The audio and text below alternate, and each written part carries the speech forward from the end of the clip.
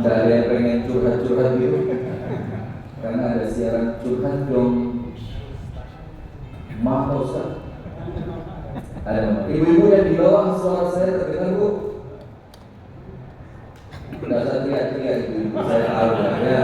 Pokoknya nggak usah demonstrasi di sini, aman. Tidak ada gambar ibu-ibu di sini ya. Saya kalau tidak kelihatan ibu-ibu kurang semangat. Karena biasa kita suka ngerjain, tapi insya Allah ngerjainnya pun ya manfaat. Bismillahirrahmanirrahim. Assalamualaikum warahmatullahi wabarakatuh.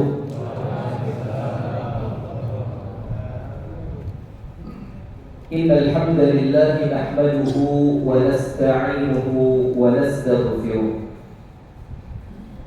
wa nastahdihi wa natubu ilayhi wa na'udzu billahi min shururi anfusina wa min sayyiati a'malina.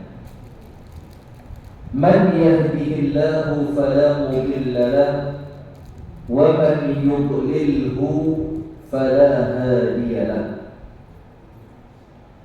Asyhadu an la ilaha illallah wahdahu la syarika lahu wa asyhadu anna Muhammadan abduhu wa rasuluh sallallahu alaihi wa ala alihi wa ashabihi wa man walah.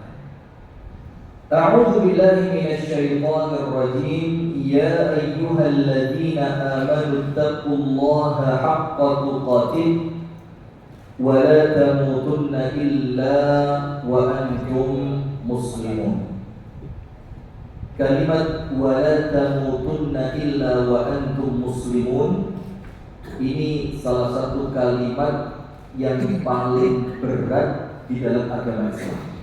Jadi kalimat wa la tamutunna illa wa antum muslimun, jangan sampai kalian wafat kecuali dalam keadaan kalian tetap muslim. Dalam keadaan, bisa tidak kita pilih meninggal seperti apa? Bisa tidak? Tidak bisa. Kita bisa pilih tidak meninggalnya nanti didampingi oleh siapa? Tidak bisa. Dalam keadaan kita tidak mampu, tapi Allah meminta itu. Artinya Allah menunjukkan kepada kita, kalau kepingin mendapatkan itu bukan karena kamu, tapi karena Allah. Bukan karena ikhtiar kita, tapi karena taufik dari Allah. Itulah kenapa disebutkan oleh Syekh Al-Albani. Beliau mengatakan begini, dan itu untuk kita penting, insya Allah untuk notoati. Karena sekarang ini yang jadi masalah jemaah bukan kecerdasan, wis roto-roto cerdas. Yang jadi masalah bukan sekedar kerja keras. Orang sekarang kerja kerasnya luar biasa. Yang jadi masalah bukan orang tidak punya ide. Antum buka Google, itu ide semua isinya. Tapi yang menjadi masalah sekarang adalah bagaimana notoati untuk tetap ikhlas. Itu yang jadi masalah. Menata hati agar kita tidak merasa orang yang paling top.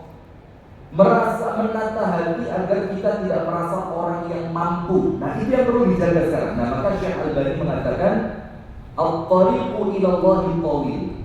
Jalan untuk kita menuju kepada Allah itu rutenya panjang. Bukan cuma Kasembon sepanjang, Kasembon Sidoarjo, Kasembon Jakarta. Ini panjang. Dalam keadaan jalannya panjang, wa nahnu namshi fihi kasulahfat. Kita ini jalannya kayak keong. Apa dengan semerokan? Ustaz tadi bagaimana gambarnya? Masya Allah. Tidak kelihatan itu, Masya Allah. Kita jalannya seperti keong. Artinya seperti keong ini ya rutenya panjang, jalannya kayak keong, bisa teko-teko. Maka kata beliau, walaisatil ghayatu an nasilan nihayah. Maka tujuan kita ini bukan sampai di garis finish, karena nggak mungkin teko. Jalannya panjang, melakukan pelan. Terus tujuan kita apa? An-namut wa nahnu ala hadzal tariq. Tujuan kita mudah-mudahan tetap meninggal di atas jalan ini. Jadi rutenya tetap benar walaupun belum sampai, tapi kita meninggal dalam keadaan masih menuju kepada Allah. Itulah makna wala tamutunna illa wa antum muslimun. Allahumma inna nas'aluka ilman nafi'an wa rizqan thayyiban wa 'amalan mutaqabbala. Amin ya rabbal alamin. Amma ba'du. Hadirin sekalian, ibu-ibu dan bapak-bapak jamaah yang dirahmati oleh Allah Subhanahu wa taala. Alhamdulillah kita bersyukur kepada Allah di siang hari ini. Mungkin di waktu yang kurang ideal untuk pengajian, karena idealnya pengajian itu menjelang subuh. Orang sini humornya kurang keren ya, diajak guyon. Iya, loadingnya cukup lama, tak gitu ya. Jadi ini waktu yang kurang ideal untuk ngaji. Ba'da zuhur ini nampaknya waktu yang tubuh kita itu mulai turun. Tapi ya sudah, namanya jadwalnya jam sekian, bismillah kita maksimalkan jam sekian ini. Nah, maka kita bersyukur kepada Allah di waktu siang hari ini Allah kumpulkan kita di masjid yang penuh dengan keberkahan dalam rangka talabul ilmi, dalam rangka beribadah kepada Allah, menambah amal akhirat kita, dan semoga amalan ini mulai awalnya sampai terakhirnya semuanya oleh Allah dicatatkan sebagai ibadah. Amin ya rabbal alamin. Kemudian salawat beriring salam semoga tercurahkan kepada uswah kita baginda Nabi besar Muhammad sallallahu alaihi wasallam.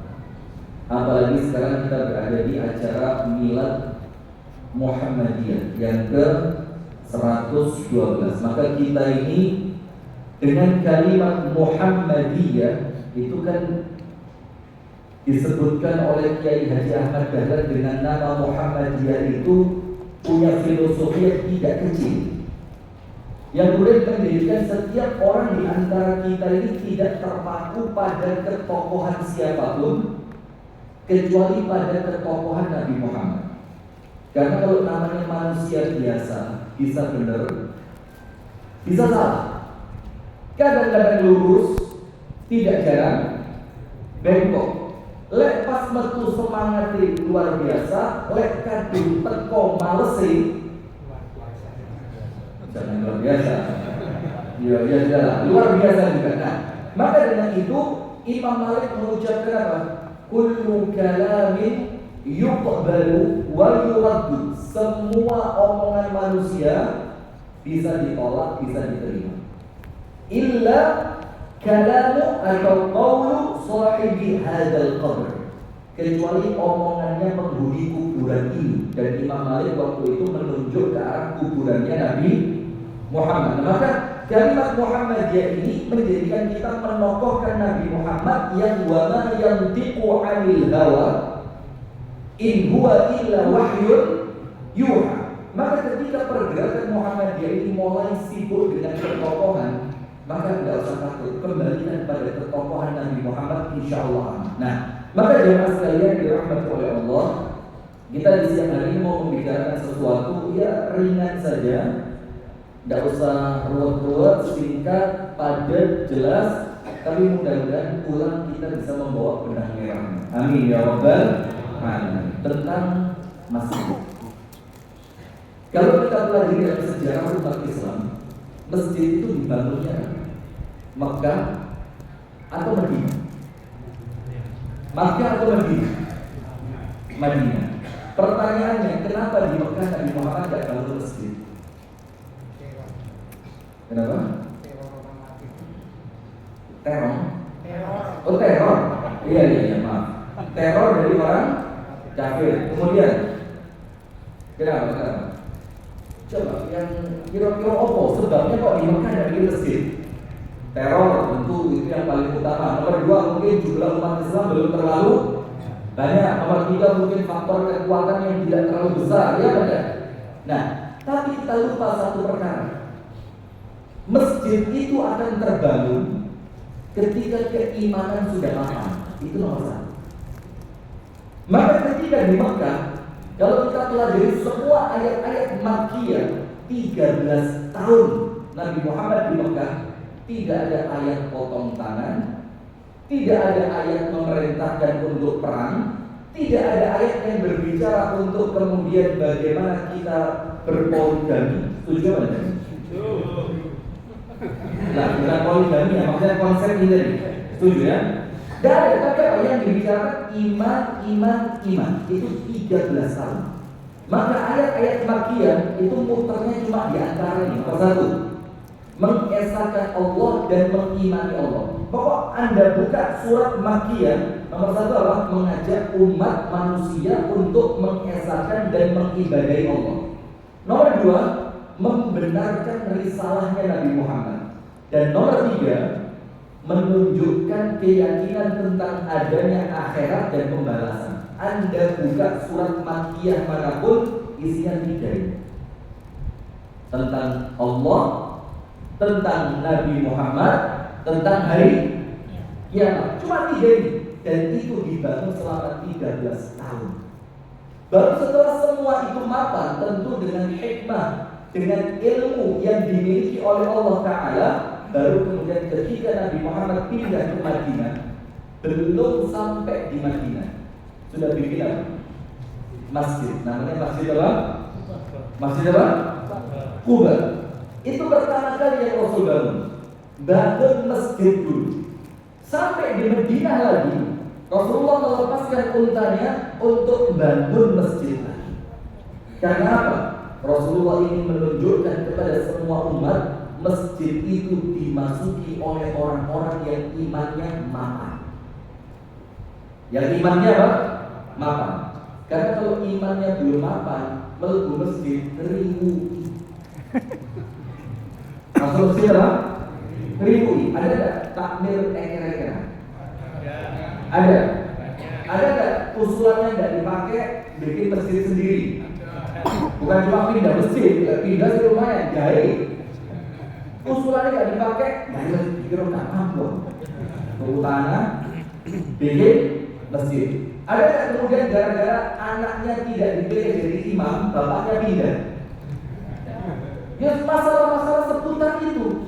Yang ketika mereka masuk ke masjid dalam keadaan keimanan mereka belum matang, imannya belum kokoh. Maka sekarang silakan Anda buka, diperhatikan. Ini ya tetap kembali kepada surat At-Taubah ayat yang ke-18. Semuanya paham lah.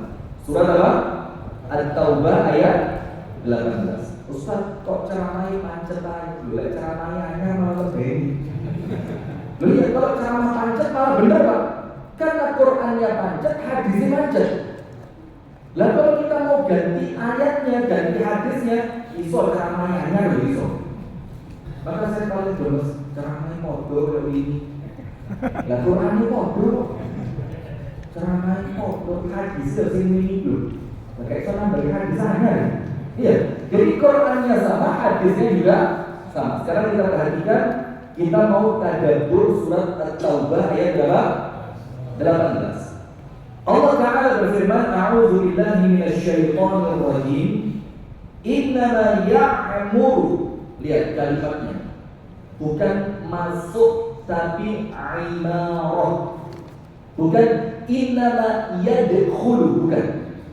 Bukanlah orang yang masuk masjid. Kalau panjenengan buka nanti ulang At-Taubah ayat 18, itu Allah tidak mengatakan orang yang masuk masjid. Tapi apa? Innama ya'mur. Ya'mur itu dari kata makmur. Dari kata apa? Makmur itu maknanya ke arah makmur.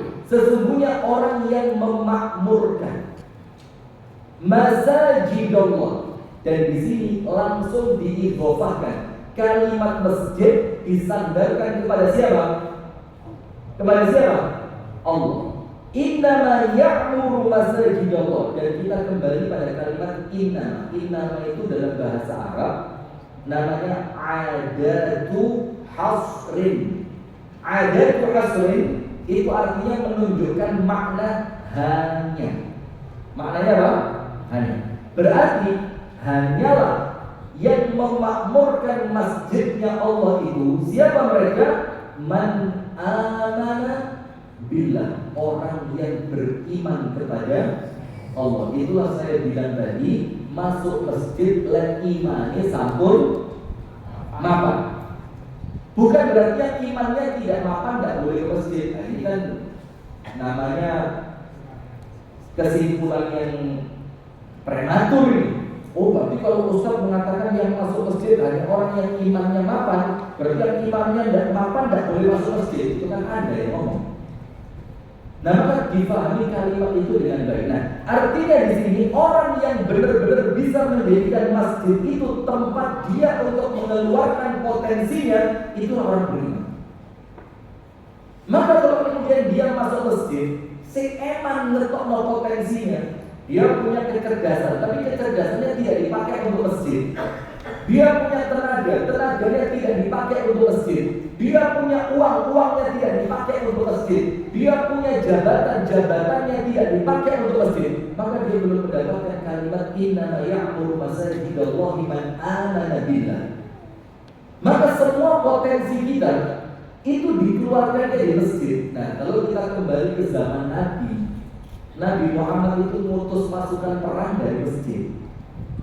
Nabi Muhammad itu mengumpulkan uang untuk perang di masjid. Nabi Muhammad itu menyelesaikan masalah yang muncul di antara kaum muhajirin dan ansor, diselesaikan di mana? Di masjid. Karena di masjid itu berkumpul antara keimanan dan potensi yang maksimal. Maka dalam ayat yang lain dikatakan apa?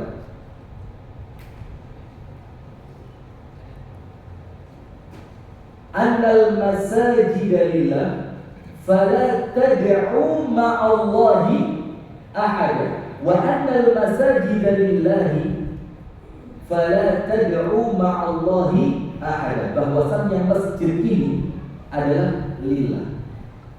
Fala tad'u ma'allahi ahada, maka di tempat itu janganlah kalian seru siapapun kecuali Allah. Artinya di sini apa? Tidak boleh di masjid itu ada orang yang menonjol karena pribadinya. Karena masjid ini di mana tempat kita memuliakan Allah, di mana tempat kita mengagungkan Allah, adalah tempat di mana kita menjadikan Allah di tempat ini nomor satu. Maka tidak ada kemudian gak disebut jenengi sumbangannya ditarik. Dan ini kejadian. Saya tidak ngomong tempatnya di mana ya, kalau live itu tempat Dewi tadi. Jadi ada kurban, ceritanya kurban. Ini kalau saya rasa yang salah di panitia. Kenapa? Semua yang kurban itu namanya disebut. Kurban sapi kelompok pertama, tek. Kelompok kedua sampai kurban kambing. Ada satu orang tolak, pas dituntun kambing. Dia tidak sempat namanya apa? Tertulis. Sehingga setelah sholat kambing ini ditarik pulang. Dan itu bukan cerita dongeng, kejadian ini Pak. Kambingnya ditarik di bawah pulang. Nah, apa jadi menjadi Muhammadiyah? Dan itu kan sebut ini dan ke masjid sebelah. Lah, selama masih di masjid rumah yang tinggal di gereja. Ya, nah, sudah maka di tempat ini Allah Taala firmankan, wa annal masajida lillah. Ingat masjid itu milik siapa? Allah. Fala tad'u ma'allahi ahada. Maka di tempat ini tidak boleh ada yang diagungkan kecuali Allah. Tidak boleh ada yang menonjol kecuali Allah. Tidak boleh ada yang dimuliakan kecuali Allah. Maka yang pertama kata Allah, hanya orang yang berimanlah yang mereka bisa memakmurkan masjid. Iman. Maka itulah kenapa 13 tahun di Mekah digodok dulu imannya. Setelah imannya mantap, tempatnya dikasih, maka orang yang imannya mantap ngelumpuhin mesti di masjid, tak boleh di pasar. Maka tidak ada ceritanya kumpulannya orang-orang beriman kumpulnya di stadion sepak bola. Orang-orang beriman kumpulnya di alun-alun. Orang-orang beriman kumpulnya di car free. Mohon maaf ya, car free day. Orang beriman itu kumpulnya di mana? Di masjid ini. Tanpa mereka janjian, mereka sudah punya janji kepada Allah datang ke tempat ini sehari 5 kali. Tidak usah janjian sama manusia, tidak usah. Ini perjanjian antara kita dengan siapa? Allah. Sampai dikatakan oleh sahabat Nabi di zaman kami, di zaman sahabat, itu kalau ada laki-laki nggak sholat ke masjid, tapi tetap sholat ya, tetap sholat, tapi sholatnya bukan di masjid, maka kami meyakini mereka 100% munafik. Bukan 90, 70, 80, 60, 50, 100%. Illa annahu munafiqan khalisan, kecuali kami lihat orang itu orang munafik yang 100%. Kita nggak ngomong apa hukum sholat masjid, itu kegawanan. Sama seperti kemarin kami menyampaikan masalah celana cingkrang, masalah jenggot, ini bukan urusan fikih. Kalau panjenengan mau ngurus fikihnya, monggo, dan itu ilmiah, tapi menyelesaikannya dengan ranah ilmu. Tapi kemudian yang kita tahu Rasul seperti itu, ini selesai dan jawab pertanyaan sudah. Rasul seperti itu, terlepas nanti hukumnya jenggot bagaimana, hukumnya isbal bagaimana, hukumnya orang sholat di rumah tidak berjamaah ke masjid seperti apa, itu kita pinggirkan dulu. Tapi yang nomor satu, Rasul melakukan itu. Selesai urusan. Nah, maka dimantapkan dulu imannya 13 tahun di Mekah dengan keimanan yang kokoh, tempatnya dibentuk, gak usah undangan, teko diri. Sebagaimana ikan akan mencari apa? Mencari apa? Air. Ketika dijauhkan dari air, udah bisa, karena inilah tempat orang yang imannya mapan. Maka pertama, Pak, ini poin pertama yang kita harus pegang di siang hari ini. Orang kalau imannya mantap, sering digolek masjid. Ini poin pertama dulu. Orang kalau imannya mantap, yang dicari apa? Masjid. Dan saya tidak pernah meremehkan yang sepuh-sepuh ke masjid, tidak pernah. Ya memang kalau sudah sepuh, kalau tidak ke masjid mau kemana? Nggak serius. Ini bukan meremehkan, enggak. Ya bagus, Pak. Justru dengan adanya orang-orang sepuh yang masih sujud itu, Allah menghindarkan kita dari azab. Betul dan begitu hadisnya. Nah, tapi kemudian ketika yang masuk masjid, orang-orang yang sepuh tadi tidak banyak merubah. Langkahnya kali tinggi. Dijak mitra takut. Malah belum mati. Tapi kalau yang masuk masjid anak-anak muda, dalam keadaan disebutkan dalam At-Taubah 18, masjid itu tempat orang yang imannya mantap. Berarti anak muda yang ke masjid itu yang imannya mantap, itu yang potensinya masih panjang. Potensinya masih panjang. Kayak saya kasih contoh paling gampang. Ini penilaian subjektif saya ya. Kalau panjenengan cocok ya alhamdulillah, tapi kalau panjenengan tidak cocok ya tidak jadi masalah juga. Oh, ini bukan Quran, bukan hadis. Ini cuma sekedar pendapat apa? Subjektif. Berapa kali kita ini ikut pemilu, berapa kali? Berkali-kali kan? Dalam keadaan kita tahu pemilu itu bakal terulang, tapi di setiap pemilu kita tidak pernah punya calon yang lahir dari rahimnya umat Islam. Mesti dompleng. Gimana mungkin? Mesti ada satu calon yang ketika mau mencalonkan jadi dari wong Islam, baru Islam. Ini pasti kalau tak dukung dari Islam ini, tak dukung rokok ini. Sampai akhirnya kita eker-ekeran gara-gara satu orang calon yang boleh jadi sekedar dompleng Islam supaya dicoblos. Itu menunjukkan kita ini belum ngerti banget bahwa ketika pemilu itu akan terulang, kenapa kita masih sibuk dengan prosesnya, tapi kita tidak sibuk menyiapkan calon yang lahir dari rahimnya umat Islam. Carinya di mana? Di masjid ini. Bahkan dibilang apa? Antum tahu kan doanya rumah tangga itu, Rabbana hab lana min azwajina wa dzurriyyatina qurrata a'yun. Tidak berhenti sampai situ kan? Waj'alna lil muttaqina imama. Berarti antara anak yang qurrata a'yun dengan waj'alna lil muttaqina imama itu tidak bisa dipisahkan. Ketika anak itu di rumah tangga dididik menjadi anak yang qurrata a'yun, otomatis dia siap jadi pemimpin. Itu otomatis. Nah, tapi masalahnya sekarang qurrata a'yun saja kita salah paham. Begini. Ini menurut saya benar, tapi nanti tetap arahnya ke arah sini. At-Taubah 18 ini. Qurrata a'yun untuk anak kita itu ketika dia baru lahir. Senang. Kita pulang kerja ketemu anak, bahagia, capeknya terasa hilang. Nanti anak kita masuk TK pakai seragam, difoto, seneng dengan anak kita pulang sekolah dijemput, ketemu anak siang bahagia. Sampai umur berapa anak itu Anda anggap lucunya terus sampai umur berapa? 5 tahun. Nah, berapa? 6, 7, 10. Ayo coba. Sampai berapa? Nyeneng, ketemu hilang, kesel. Kalau kita ketemu sama dia hati bahagia, semangat kerja. Sampai umur berapa? 6, 7, 10. Yang di atas 10 ya? Lulus SD itu kira-kira 12 tahun. Ya, tambah 2 tahun lagi berarti 10, 12. Ada yang lain lagi? Gak apa-apa. 23. Teruskan mas, gak apa-apa ya. Dulu pakai kurs, kawin, pakai kurs, saya. Padahal ayat ini jamaah, Rabbana hab lana min azwajina wa dzurriyyatina qurrata a'yun, tidak terbatas umur.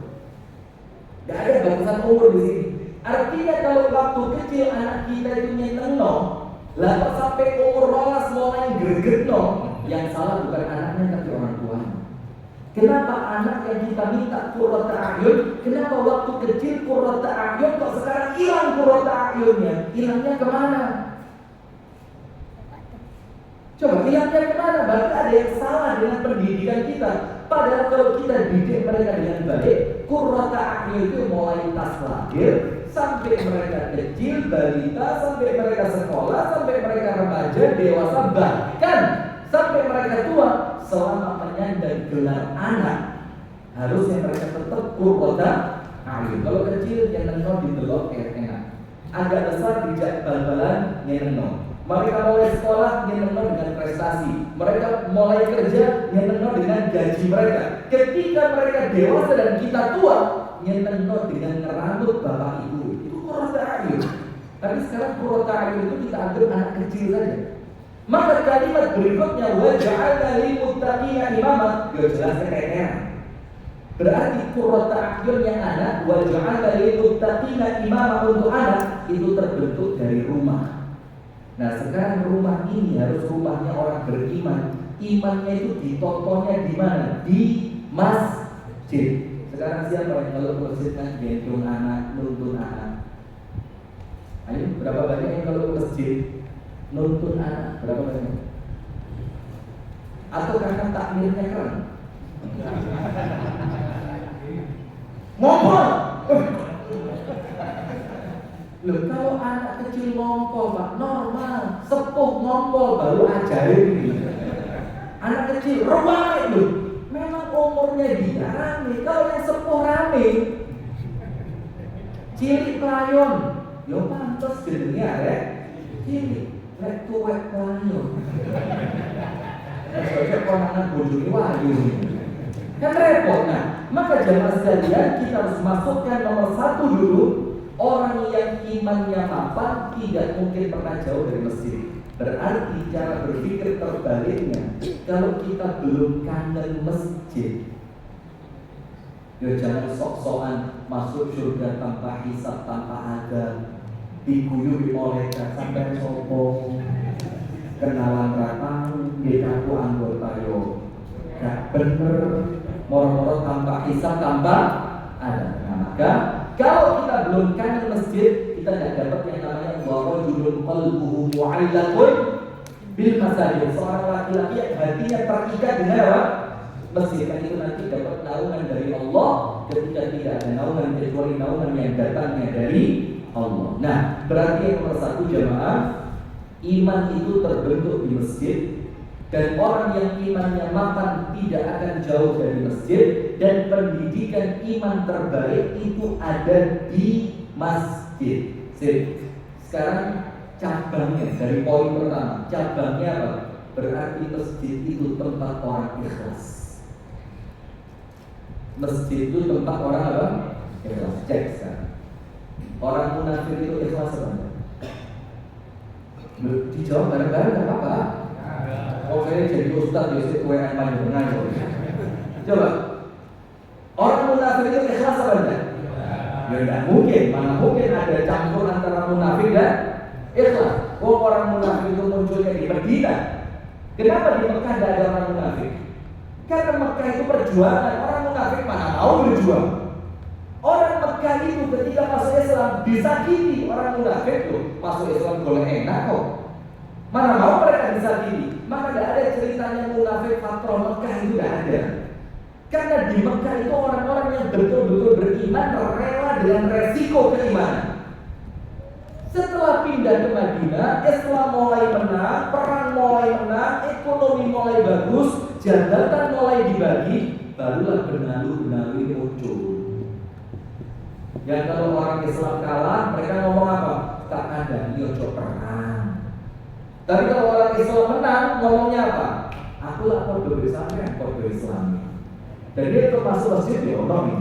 Ketika wayang bangun, gue sopo. Tuh tanah tuh gue sopo bangun terus telah jadi. Tak ada kejadian kok bangun kejadian kok kalah pada. Itu mirip-mirip. Benar ini muncul kalau bahasa kita Pak. Kesiangan, pahlawan, kesiangan. Telat, jadi pahlawannya apa? Telat. Nah, maka sekarang begini, tidak mungkin di Mesir kecuali orang yang ikhlas. Kita masukkan kepada orang munafik. Orang munafik dikatakan oleh Al-Quran, ciri orang munafik itu wa idza qamu ila sholati qamu kusala. Lek dijak sholat. Orang munafik itu Pak. Bukan berarti mereka tidak mau sholat, mau. Tapi mereka sholat untuk apa? Untuk menampakkan keislamannya. Wa idza qamu ila sholati qamu kusala. Males dijak sholat, males. Terus apa? Yuraunan nasa wa la yadhkurunallaha illa qalila. Mereka itu ketika sholat cuma pamer, cek ketok akui kiwong Islam. Padahal mereka menutupi apa? Kekafiran. Sehingga sholatnya mereka itu cuma sekedar apa? Sekedar yo cek ketok lek wonge Islam. Maka dari situ muncul hadis. Sholat yang paling berat untuk orang munafik sholat apa? Isya dan subuh. Ingat ya, berat. Tapi mereka sholat apa? Sholat. Sekarang ngaku Islam, subuh gak sholat. Di zaman Nabi ada yang munafik, subuh di sholat. Masih kerasa apa? Sekarang ngakunya muslim, subuh gak ketok di masjid. Nah, terus kita mau ngomong umat Islam sekarang mau jadi pemimpin di Indonesia. Kok ini? Dibandingkan orang munafik di zaman Nabi saja kalah. Apalagi yang ngaku muslim di zaman sekarang. Nah, maka sholat yang paling berat untuk mereka antara Isya dan subuh. Kenapa? Karena di zaman itu tidak pakai lampu. Panjenengan cek dalam sejarah masjid, ada buku sejarah masjid. Itu di zaman Nabi masjid itu pakai lentera cuma di bulan Ramadan tok. Itu pakai lentera. Kalau Ramadannya habis, wis pertama nih. Kalau petang subuh matahari belum keluar. Isya matahari sudah masuk. Antara yang sholat di sebelah ya kayak sampai sopo. Gak kayak.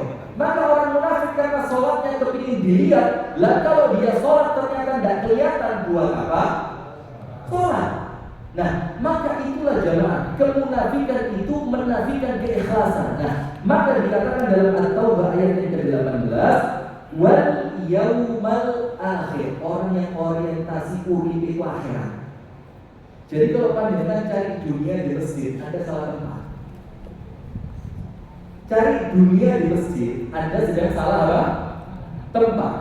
Atau orang yang orientasinya masih dunia, tapi menjadikan masjid itu bahan sekedar batu loncatan. Contoh biar memudahkan kita untuk memahami ini. Dan ini saya bukan ciri saya, kritik saya itu bukan tipe kritikus. Saya ini tipe sopo-nongil. Gak usah neko-neko, gak usah gaya tok, gak usah sok, gak usah kepingin ketok koyong ini, ketok gak perlu. Wes apa adanya saja. Cek oleh ono elek gak isi-isi. Karena sebelumnya gak yo-yo gitu. Yo-yo itu kan koyo paling yes gitu. Nanti kayak elek isi tutupan. Itu ono beri. Ada sempat kalimat-kalimat yang mungkin kelihatannya benar tapi nampaknya kelihatannya benar tapi aslinya enggak. Kalimat begini. Ketika melihat mobil mewah dan Anda mulai kepingin, terus ada kalimat sholawatin saja. Sholawatin saja. Atau kalimat yang lain, sedekah penter mulai go pajero. Tahu lah Anda? Tahu lah ya? Sedekahin penternya, nanti Allah akan datangkan pajero. Boy. Ini jamaah, ini kalau dengan At-Taubah 18 gak masuk belas. Kenapa? Amal akhirat itu bukan untuk nyari dunia. Amal akhirat bukan untuk nyari dunia. Sekarang begini, kalau amal akhirat bayarannya dunia, maka tidak ada orang kafir. Tidak ada orang kafir. Sholat subuh atau 2 rakaat sebelum subuh dibilang apa? Lebih baik dibanding dunia beserta seluruh dunia. Itu sunnahnya. Bagaimana dengan wajibnya? Nah, kita sholat subuh itu ya tentu lebih dahsyat dibanding sunnah qobliyahnya. Tapi pertanyaannya, ada nggak yang pulang sholat subuh udah melarang mulai subuh? Lo mau berjawab aja? Udah melarang mulai subuh ada? Lalu terus katanya lebih bagus dibanding dunia beserta semua isinya. Mana? Dia semangat? Ini toh?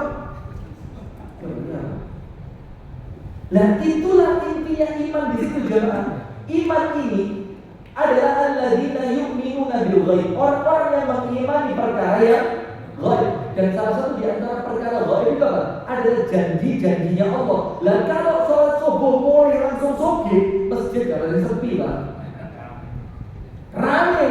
Nah tapi karena Allah ingin melihat kamu ke masjid cari dunia, apa cari akhirat. Kalau carimu akhirat diiming-iming, walaupun sekarang belum ada janji itu belum nampak, tetap berangkat ke masjid.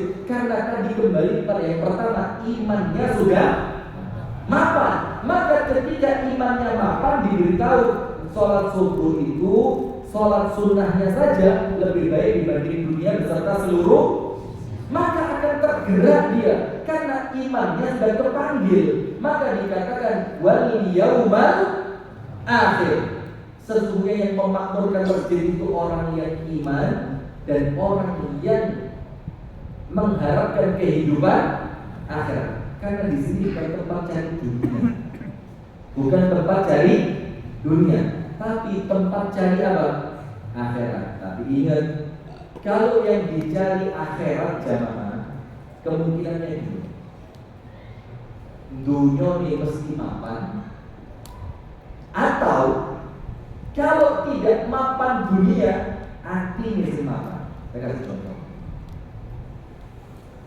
Anda berdoa, ya Allah, doa. Sementara janjinya Allah, ud'uuni astajib. Lalu berdoalah, aku beri untuk kalian. Doa. Ternyata pengkabulan doa itu bukan cuma dikasih apa yang kita minta, boleh jadi dalam bentuk yang lain. Maka bentuknya ada 3. Nomor 1, dikasih apa yang diminta. Nomor 2, diselamatkan dari musibah. Nomor 3, dijadikan simpanan akhirat. Jadi boleh jadi langsung dikasih. Kapan doa itu sama Allah langsung dikasih? Kemungkinannya 2. Kalau Allah lihat dikasih kamu tidak berhenti berdoa, maka langsung dikasih. Yang kedua, kalau dikasih kamu tambah baik, maka dikasih kamu. Nomor 1 apa? Tidak mandek dungo. Tapi kita tidak, kita ini jujur saja, podo kabeh. Tahajud lepas genting saja. Genting tahajud, gentingnya hilang. Mau betul. Nah kalau modelnya begini, maka Allah bikin genting terus. Kenapa Allah bikin genting terus? Karena keadaan genting itu bagus buat kamu. Itulah kenapa orang-orang yang terancam itu mesti waspada. Tapi yang merasa aman, biasanya lengah. Itulah maka sama Allah dilihat, oh kalau tak kasih, kamu ini bakal mandek tahajud. Wes gak usah pakai. cek tahajudmu tetap kencang. Tapi bayarannya dia bukan diterimanya doa tadi, tapi doanya dia boleh jadi disimpan di akhirat atau menghindarkan dia dari musibah. Nah, sekarang kita akan balik beli. Kalau dia berdoa ternyata tidak diberi, minimal apa? Oleh Allah hatinya dibikin tenang karena dia telah mampu berdoa. Maka sama, orang-orang yang menginginkan akhirat itu kalaupun dia dunia tidak dapat, minimal hatinya ayam. Dan hati yang ayam ini tidak bisa dibeli dengan dunia. Pelan-pelan. Saya ulang dari awal dulu. Orang yang masuk masjid itu tujuannya bukan dunia tapi apa? Akhirat. Man amana billahi wal yawmal akhir, dan hari akhir. Maka masuk masjid jangan cari dunia. Tapi Ustaz, orang yang pikirannya akhirat mesti mapan. Kalaupun mesti mapan ternyata gak mapan, ya maksudnya jadi mesti mapan, kok gak mapan? Minimal hatinya sama Allah yang dibikin mapan, walaupun dia tidak mapan secara ekonomi, tapi hatinya mapan, gak kepinginan. Kalau orang malah bilang delak, ngerti delak? Sama di sepanjang juga delak. Delak itu melihat punya orang jaluan, kepinginan. Nah, maka hati Anda oleh Allah dibikin apa? Mapan. Nah, maka artinya masjid ini Pak, untuk orang-orang yang orientasi hidupnya itu benar-benar akhirat. Sekarang lihat, kita balik ke orang munafik. Kita balik ke orang munafik. Kalau Allah Ta'ala mengatakan orang-orang munafik itu kalau sholat males, dan ketika dia sholat tidak ingat Allah kecuali cuma sedikit. Berarti karena dia tidak mengharapkan Allah, karena dia tidak mengingat Allah, itu menjadikan dia malas. Berarti kalau orang itu tidak seperti orang munafik dalam artian ikhlasnya kuat, dan mungkin malas. Orang munafik kenapa malas kalau sholat? Karena tujuannya pengen dilihat manusia. Kalau pengen dilihat manusia berarti ikhlas apa enggak? Enggak ikhlas. Berarti sebaliknya, kalau Anda ngaku ikhlas lah kok malas, maka ikhlas Anda masih dipertanyakan. Nah, itulah kenapa oleh Allah disampaikan wal yaumal akhir. Kemudian wa aqamas salata, dan mereka mendirikan salat. Wa ataz zakat, dan mereka menunaikan zakat. Wa lam yakhsha illallah, dan tidak ada yang mereka takuti kecuali Allah. Fa'asa ulaika ayyakunu minal muhtadin, maka mudah-mudahan mereka termasuk orang-orang yang terus mendapatkan petunjuk. Nah, sekarang jamaah panjenengan perhatikan. Dari ayat ini saya akan memberikan kepada jamaah sekalian 5 poin penting. Bukan sekedar kemudian kita membuka ayat kemudian dan, tapi kita ingin mendapatkan sesuatu yang baru. Poin penting yang pertama yang kita sampaikan dari awal, masjid ini tempat orang yang imannya sudah mapan. Maka orang-orang yang imannya mapan tidak mungkin jauh dari masjid. Berarti kalau kita masih kerosot jauh dari masjid, jangan ngomong imannya sudah mapan. Nomor 2, ikhlas. Karena masuk masjid ini yang dicari akhirat, bukan cari dunia. Itu poin penting yang kedua. Nah, sekarang yang ketiga begini. Masjid ini jamaah, masjid ini kalau kita kembalikan ke zaman Nabi Muhammad SAW, adalah tempat di mana ini mungkin Anda pernah dengar sebelumnya, tapi saya sampaikan saja, di mana orang masuk masjid itu masalahnya beres. Orang punya masalah, kemudian dia datang ke masjid, masalahnya beres. Contoh orang yang punya utang. Saya tidak seperti Yai Jazir. Yai Jazir punya versi sendiri. Kalau orang masuk masjid punya utang, tentu sama masjid utangnya dibayar. Saya tidak begitu. Akhirnya ngalem. Akhirnya apa? Ngalem. Islam itu tidak ngajari orang ngalem. Walaupun itu versi beliau, tentu kita terima dengan lapang dada. Tujuannya masjid itu arahnya kalau menurut beliau harus punya baitul mal, gitu kan? Nah, kalau saya enggak, lihat. Ada orang duduk di masjid di waktu orang lain masuk pasar. Jam berapa? Kalau bahasa kita mungkin jam 7, 8, 9, 10 sampai zuhur. Ketika Rasulullah lihat, loh, Kok di waktu orang lain di pasar, kamu di masjid? Panik, raine, mukanya itu bukan muka orang yang sumringah. Sedih. Kelihatan banyak beban. Rasul tanya, kenapa? Ya Rasulullah, humum itu sumpah yang memberatkan diriku. Kenapa sumpah? Duyun itu utang. Setelah Rasul dengar orang ini sumpah karena banyak utang, lihat, orang ini sumpah banyak utang, melbu masjid, bukan utangnya dibayar, tapi Rasul ajarkan apa buat orang ini? Rasul ajarkan apa? Rasul ajarkan doa. Karena masjid bukan tempat uang. Rasul menempatkan masjid sesuai dengan porsinya. Bukan kemudian masjid tak boleh punya uang, itu malah keliru mana. Tapi apa? Kalau kamu di masjid, kamu diajari bukan untuk cari uang. Kamu ada di masjid, kamu diajari bukan untuk ngemis, minta-minta. Kamu ada di masjid, kamu tidak diajari untuk kecil hati. Tapi Rasul ajarkan, aku ajari kamu satu doa. Yang kalau doa ini kamu baca, maka Allah akan hilangkan kesumpahan dari hatimu. Allah akan hilangkan semua kesedihanmu, dan Allah bayarkan semua hutangmu. Dikasih duit apa dikasih doa? Ayo saya mau tanya, dikasih duit apa dikasih doa? Bukan berarti konsep masjid punya uang itu salah, bukan. Tapi kita ingin mengembalikan masjid itu bukan tempat orang cari uang. Masjid itu bukan tempat bisnis. Maka dibilang masjid harus punya lembaga bisnis. Lu tidak apa. Cuma jangan salah fungsi. Masjid itu bukan tempat orang mau bisnis. Maka sama Nabi orang ini diajari apa? Doa. Doanya ada semuanya tahu. Allahumma inni a'udzubika minal hammi wal hazan, wa a'udzubika minal ajzi wal kasal, wa a'udzubika minal jubni wal bukhl, wa a'udzubika min ghalabati daini wa qahri rijal. Rasul tunjukkan di tempat ini doa. Tapi setelah berdoa, ojo mandek di sini. Disuruh apa? Keluar. Apa dalilnya kalau disuruh keluar?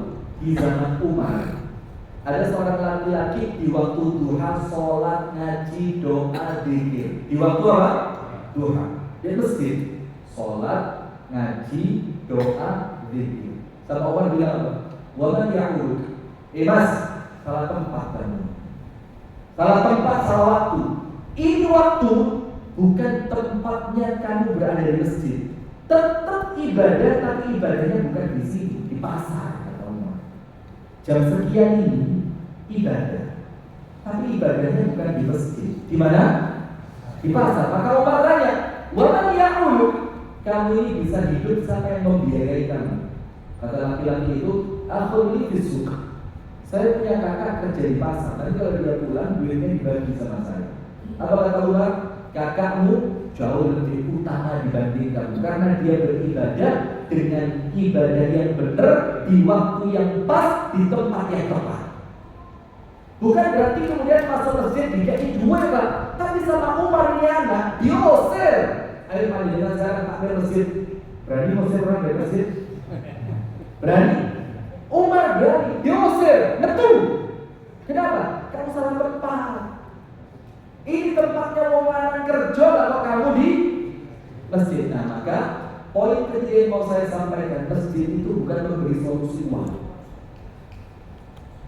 tapi masjid itu mendidik kita untuk ngerti uang itu dicarinya bukan di sini tapi di luar sana. Maka di sini doa, zikir, ibadah, muati iman, muati ikhlas.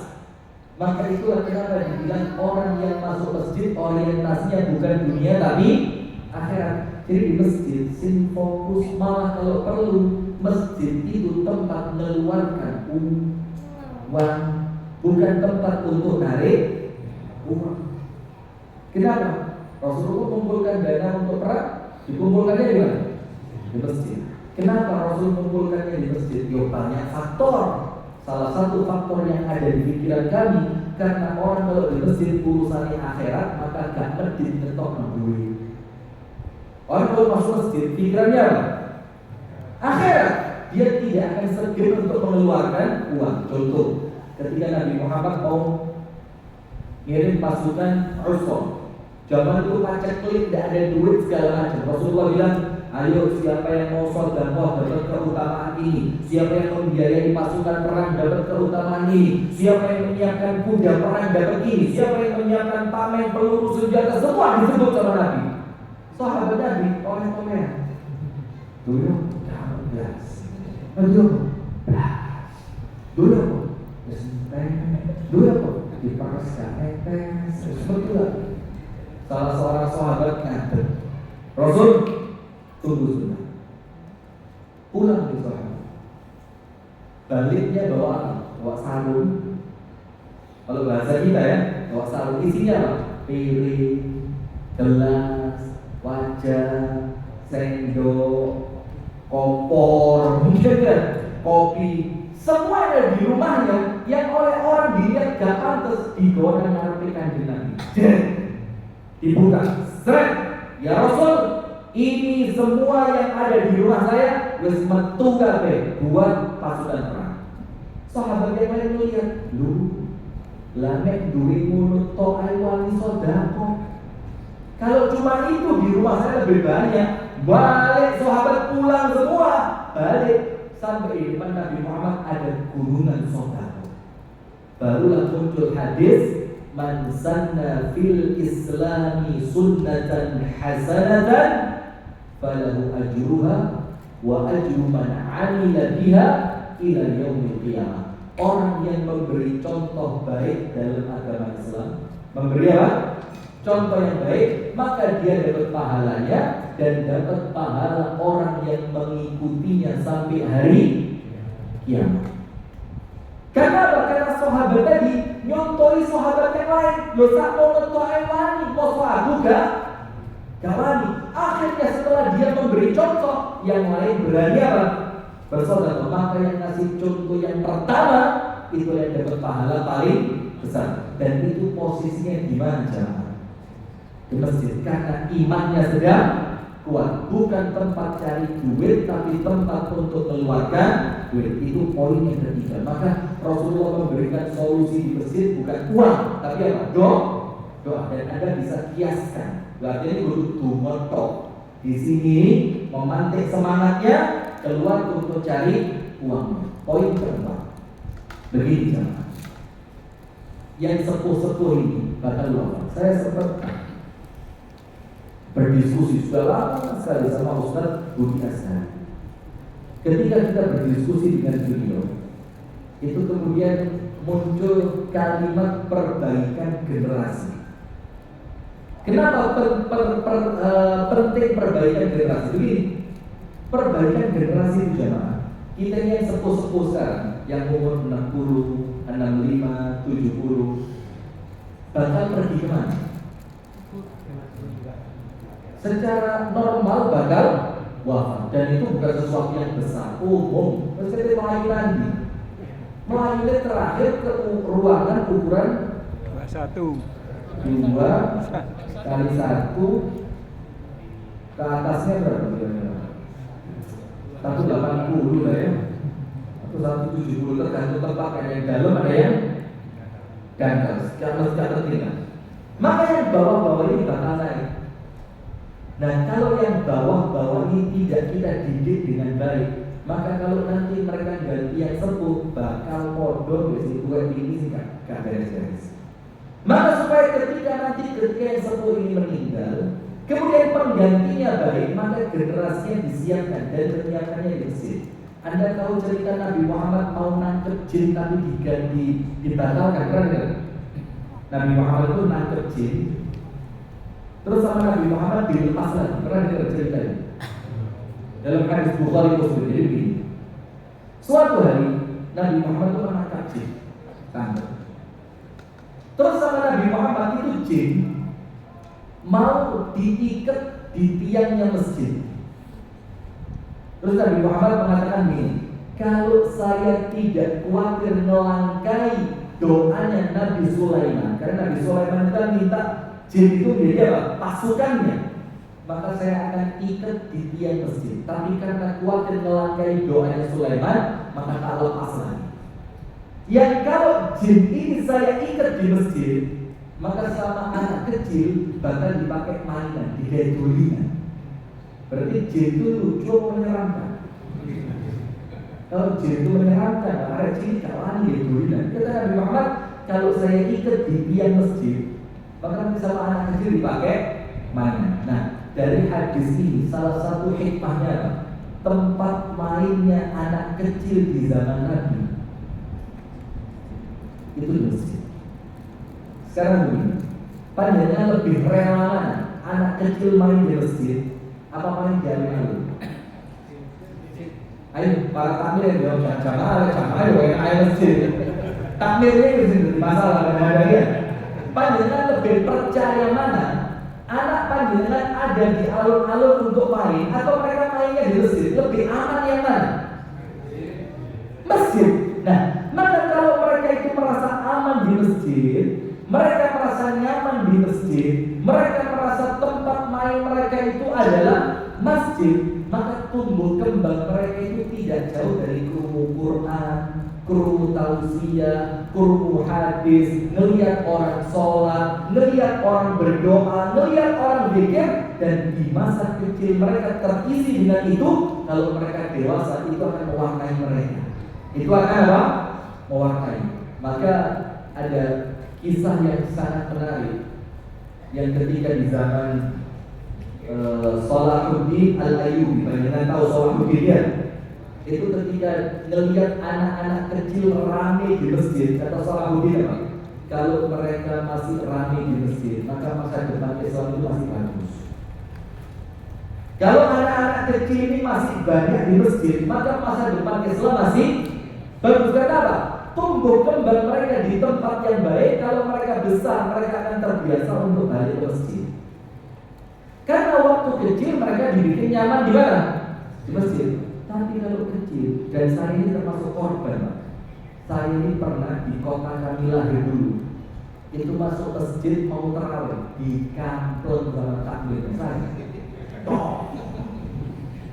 Dan Anda tahu sekarang saya ngisi rutin yang waktu kecil saya di kantor. Saya ngisi pengajian rutin, tapi setiap saya masuk ke masjid itu sampai sekarang itu memori dari mau masuk ada orang. Pada waktu itu umur saya itu kira-kira kelas 3 atau kelas 4 SD. Itu waktu terawih. Zaman saya kecil ada kerupuk samiler. Anda tahu kerupuk samiler? Kerupuk singkong. Itu kan ada sausnya itu. Nah, punya saya itu dipertes teman saya remuk. Terus budal terawih bisa sampai 100 seripis. Untuk samiler siji kolok sak mangkok uang 100 waktu itu. Sudah, lah kok punya saya diperangkat sama saya takut itu kerupuknya jatuh di karpet masjid dulu sempat dibersihi. Saya nguber teman saya tidak kena, pipi saya kena kaplok. Kok? Mau mikir, tapi orangnya sudah meninggal. Mudah-mudahan sama Allah dirahmati dalam hidupnya. Ya kita juga perlu ngerti, memang kita salah ya. Jadi ojo Pak Mul itu kamar takmir tok, anak muda usia kok. Jadi jangan sok-sokan yang takmir terus. Ya kita perlu tahu, pantas gak dimarahi gitu. Nah sudah sampai detik ini kalau saya mau masuk masjid yang sama, itu sih. Trauma itu sampai detik ini nggak hilang. Padahal saya isi rutin di situ. Bayang-bayang dengan perasaan saya. Artinya dari kisah ini jamaah, kita tahu anak kecil itu disentak sepisan, ini seumur hidup. Nah, tapi antara orang tuanya anak dan takmir itu sinkron. Nah, di masjid kami dikasih pun. Itu kalau ada anak kecil rame, itu yang tak parani bapak. Luwih lorowan sampean amuk, apa tak amuk? Ayo, si bapak ini kita ajak ngomong. Ini anak sampai nek sing ngamuk aku, sampai sing ngamuk nanti. Maka supaya saya tidak ngamuk dengan anak sampean, totohan. Paham tidak sampai sini? Jadi orang tua juga kudu ngerti, jangan sok-sokan karena takmirnya baik, anaknya bilos melompat rono, kopiah imam ditarik. Ini kalau bapaknya tidak nonton, ya otomatis dia mau sama siapa? Takmir. Dan anak kita Pak, lebih lorot dia mau orang dibanding kita yang ngamuk. Iya Pak ya? Kalau orang lain yang ngamuk, usah dulu. Oh anaknya. Karena masjid tak ini tahu dulu sebelah itu yang tahu dulu. Baik juga masjid. Ada orang lain makanya yang tak ini kan. Jadi orang tua juga perlu apa? Nah maka dari hadis dan jamaah itu ada isyarat di zaman Nabi. Tempat yang paling aman, paling nyaman, paling menyenangkan untuk anak kita main itu tidak ada lain kecuali masjid. Nah, walaupun tetap, kalau mainnya di masjid, harus ada adab yang dijaga. Tidak mungkin main sambil teriak-teriak. Kalau tidak sedang waktu sholat, tidak apa. Karena di masjid ini rumahnya Allah, ada adabnya, ada aturannya, ada unggah-unggahnya. Maka orang tua harus memperhatikan. Maka kalau panjenengan pelajari fikih Syafi'i, itu anak kecil yang belum ngerti najis tidak boleh di masjid. Anak kecil ini Syafi'i yang belum ngerti najis tidak boleh di masjid. Bukan maksudnya apa? Supaya apa? Orang tua juga ngerti kapan anakku sudah mulai boleh dibawa ke masjid. Ketika dituntut, nah kalau sholat jangan lari, letis di kandang, mau kena ajak ke masjid. Nah tapi sekarang rata-rata orang tua itu gak ngerti, pokok anakku beli jangan. Dan kalau nanti di masjid mau lari, mau pempesnya netes, mau. Nah itu juga orang tua perlu, itu poin keempat. Nomor satu, imannya mantap dulu. Karena orang imannya mantap, sini golei masjid. Nomor dua, orang yang masuk masjid jangan sampai orientasinya duniawi, ngerusak. Jangankan di masjid, zaman kita kembali ke zaman Nabi. Panjenengan tahu sejarah perang Uhud dan sejarah perang apa? Perang Uhud ini Pak, umat Islam wis menang. Ketika umat Islam mulai menang, pasukan panah yang Rasul letakkan di Jabal Rumah itu sekitar 40 orang. Itu melihat ke bawah, kok wis mulai rebutan. Ada yang mulai narik kuda, ada yang narik unta, ada yang mulai ngambil baju besinya pasukan musuh yang terjatuh di bawah, yang di atas. Coba, kalau kita tidak cepat-cepat turun, kalau mau begini, apa yang terjadi? Mundur. Nabi Muhammad melarang.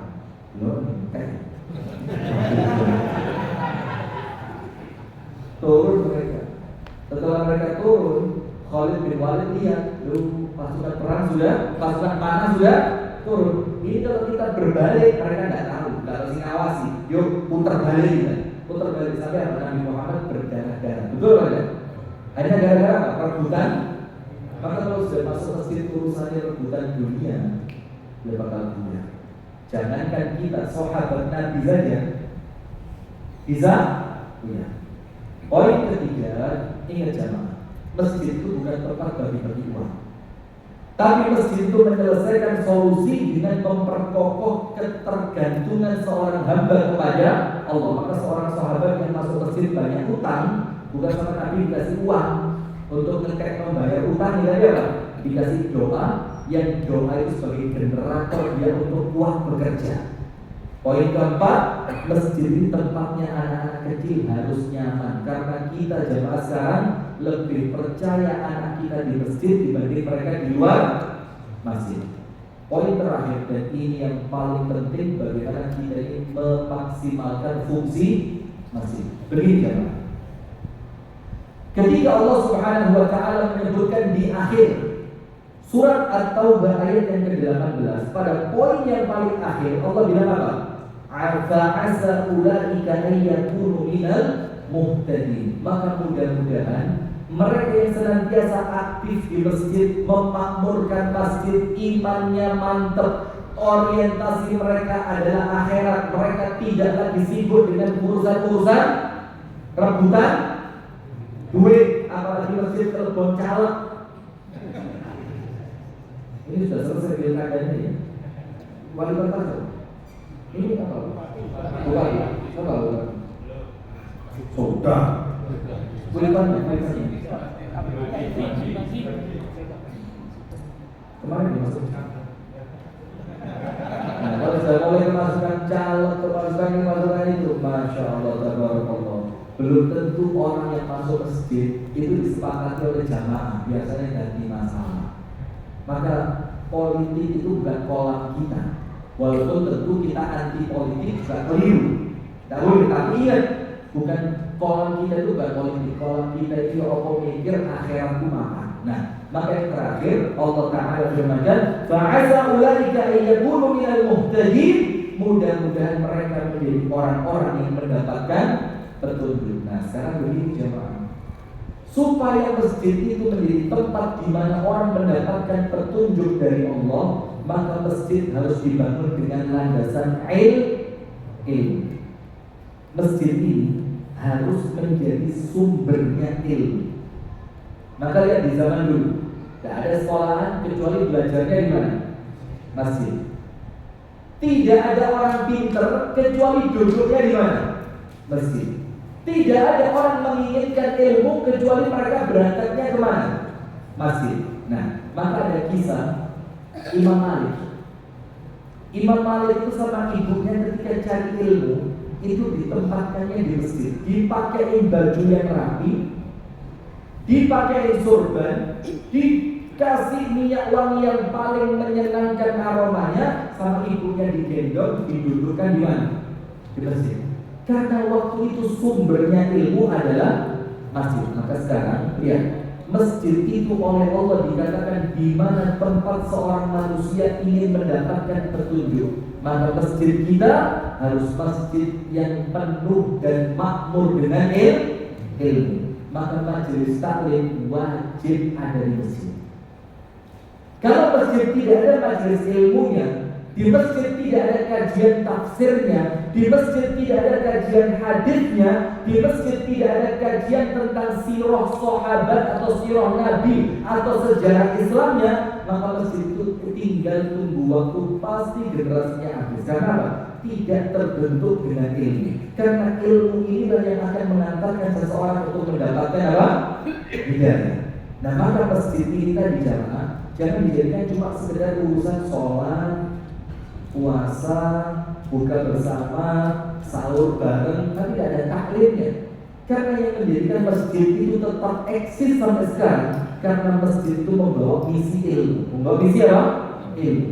Dan itu diambil dari At-Taubah ayat 18 pada poin yang terakhir. Fa'asa ulaika an yakunu minal muhtadin. Hidayah itu diambilnya dari masjid. Nah, maka kalau masjid kita sesuai At-Taubah ayat 18 dapat 5 perkara ini, maka insya Allah kebangkitan umat tidak akan jauh, sebentar lagi akan kita dapatkan, dan sumbernya dari masjid. Nomor 1, imannya harus mantap. Nomor 2, orientasinya harus akhirat.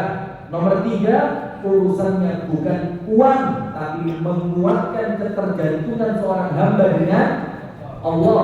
Yang keempat, jangan pernah merasa risih kalau masjid kemasukan anak kecil, karena mereka yang bakal menggantikan kita.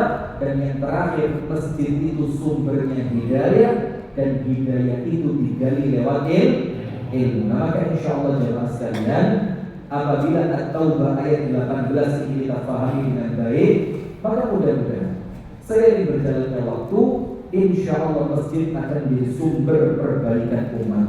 Masjid akan menjadi tempat yang benar-benar mendatangkan keberkahan.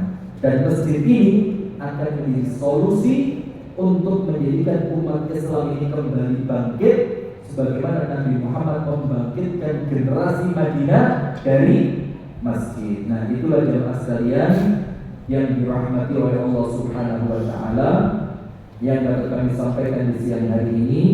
Apabila ada kurang dan salahnya, kami mohon maaf yang sebesar-besarnya, dan semoga apa yang kita sampaikan ini mendatangkan manfaat mendatangkan ilmu, mendatangkan kebaikan dan mendatangkan keberkahan untuk kita semua.